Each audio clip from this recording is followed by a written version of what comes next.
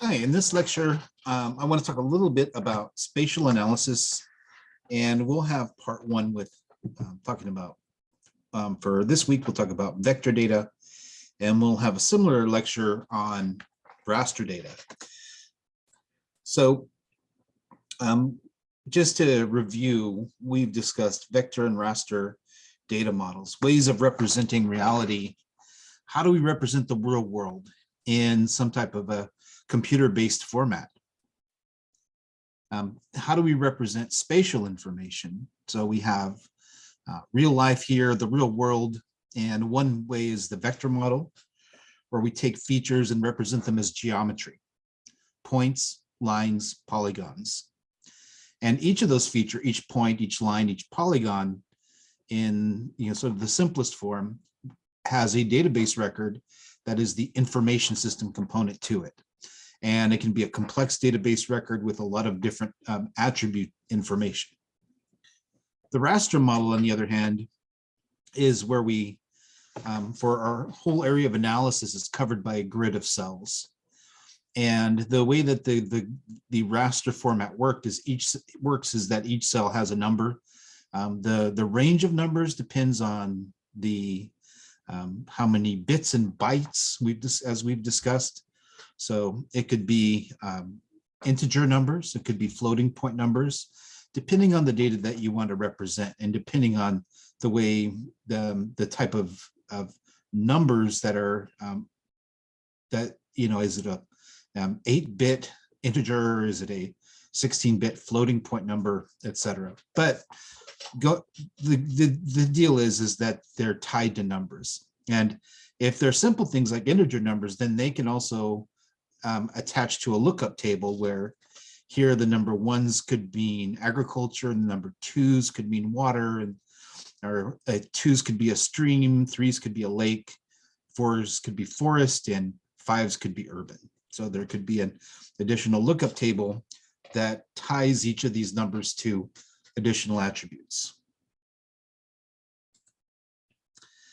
So we're talking about vector data models today. So again, geometry, the three basic elements of geometry in a GIS: points. The most basic feature, it's just an X and a Y coordinate. And for each of these, there are properties that can be calculated. So for points, the properties that can be derived from the geometry are the X and the Y coordinates. Also lines, in GIS speak, we call them polylines because they're often a collection of lines that are together, such as a road or a stream. So this is a list of points. In GIS speak, they have what are called vertices and nodes. These are the kind of connecting points along the line. And the property that can be calculated in the GIS is the length of the line. How long is it in map units? Lastly, we have areas or polygons.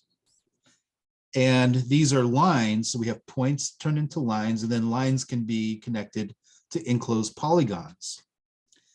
And they can share common boundaries with their neighbors as well. So you can have a polygon here adjacent to a polygon next to it. And the properties that can be calculated in GIS are the area of the polygon and also the perimeter in map units of the polygon. So simply in the GIS, it can calculate the area and the perimeter, and that's always going to be in whatever the map units are, usually meters, could be feet. And then in the attribute table, you can also do calculations to convert that to more reasonable units like square miles or acres or what have you.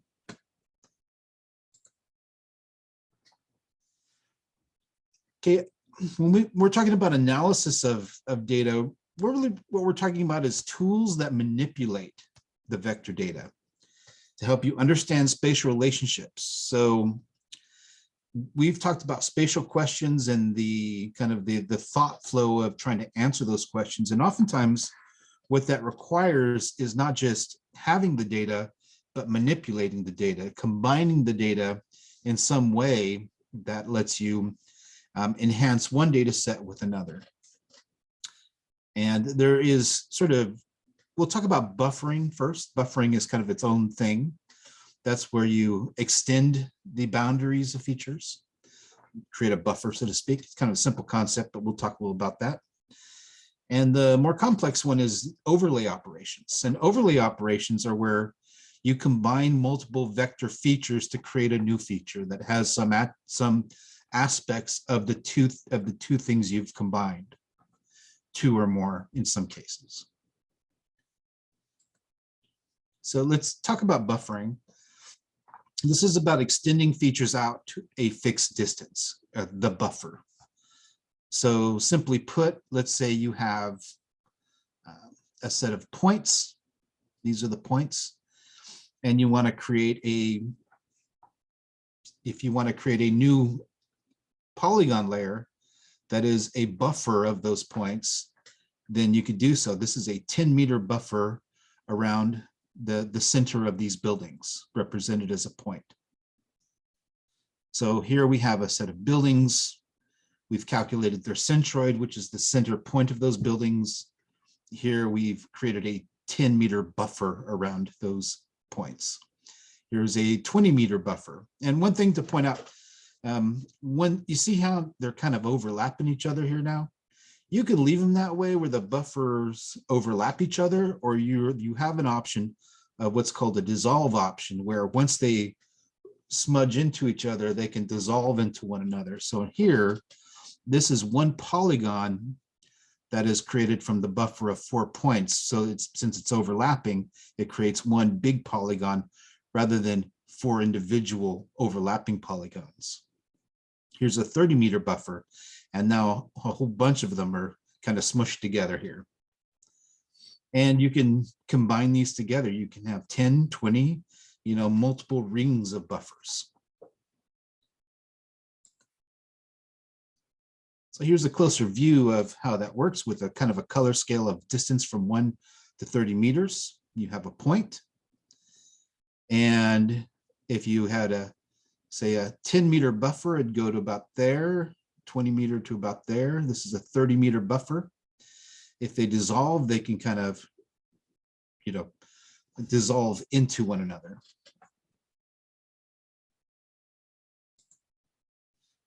Lines can be buffered as well. And here, so similarly to a point, you can create a buffer around a line. And also similarly, they can be separate and overlapping with each other, or they can be dissolved into one another.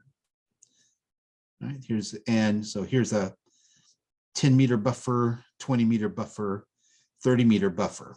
And now the buffer from these lines have all kind of merged into one combined buffer. You can do the same with polygons. You can buffer them on the outside, either overlapping, or you can dissolve them together. One thing different about polygons, because they have an area, you can have what's called a negative buffer, where you can create what's called a setback, where instead of buffering on the outside, you can buffer into the inside of the polygon. And so that's buffering in a nutshell. The second and more complicated topic, and with a more extensive set of tools, and probably one of the most important things to learn in a GIS class, is what's called overlay analysis. These are operations that let you combine vector data.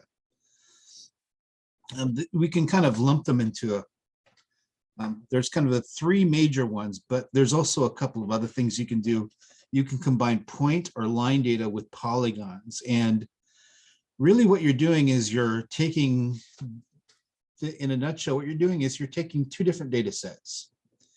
You're doing an operation on them such that the output contains information from both of the input data sets. Okay. So here we have, and we'll kind of look at these in more detail. You can, with points and lines, those can be overlaid with polygons. And then with polygons and polygons, those can be combined together in different ways. There's what's called intersection, union, and identity. And then there's a few other variations on this as well. And in the next slides, we'll show in that in a little bit more detail.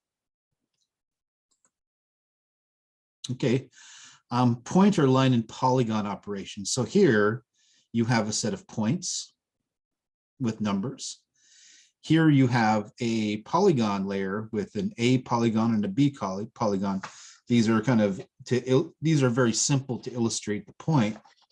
In real life, these could have hundreds or thousands of different points or polygons. And those are combined together to create a point layer that carries over the A and the B attribute from the overlaying polygon. Similarly, we have this line, single polyline, combined together with the A and the B, and now we have part of the line has the attribute of A, and part of it has the attribute of B. So where the line was in B, it now has adopted that attribute. Where the line was overlapping in A, has adopted that attribute. So simple concept, but very powerful tools, especially when you combine these together in a meaningful way. Let's move on to the next couple here, intersection and union. So here we have two sets of a set of polygons that cover a whole area, a set of polygons that cover a smaller area. If we do an intersection, what that does is only the parts where you have both polygons are retained. Now the stuff out here only had the first polygons, but not the second. It goes away. It is only the intersection of the inputs. Whereas the union kind of does the opposite. It retains everything. It combines, so it is in the inside, you have the same data, but it also retains the outside information that only had the first data set. So they kind of do the same thing. The difference is in how much data is retained in the output.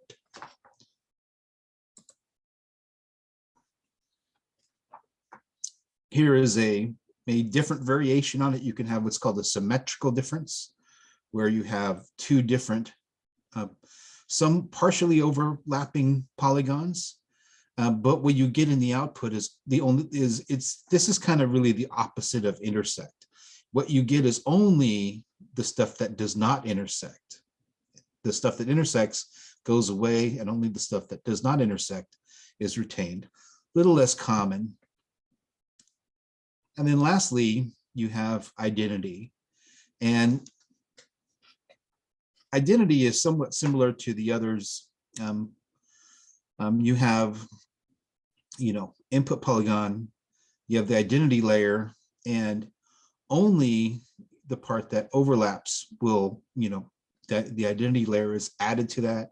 And then it's somewhat similar to union, but there are some subtle differences. Okay. I should add that the identity operation is also really what you would use to overlay with points and lines. That the identity layer is the polygons, and you would use it to add attributes to points or lines that fall within these A or B polygons. And in the same way, you can use them as an identity layer to do that with polygon features as well. Some other operations you can do are clipping and erasing, and these are very kind of simple things. Let's say this is either the clip layer. What you can do is use it just to clip out some polygons. It doesn't transfer attributes, but it just uses this as kind of a cookie cutter to only retain what falls within the clipped layer. And the opposite of that is you can use it as an erase layer. You can use this as kind of an opposite cookie cutter that sort of cookie cutters, uses it to erase out part of your data. And lastly, you can split up layers into different separate feature classes, separate data sets. So let's say you had you had two zones and you wanted to cut your data into separate data sets for each zone. You could do that as well. Okay, that's the end of the video. Thanks for watching.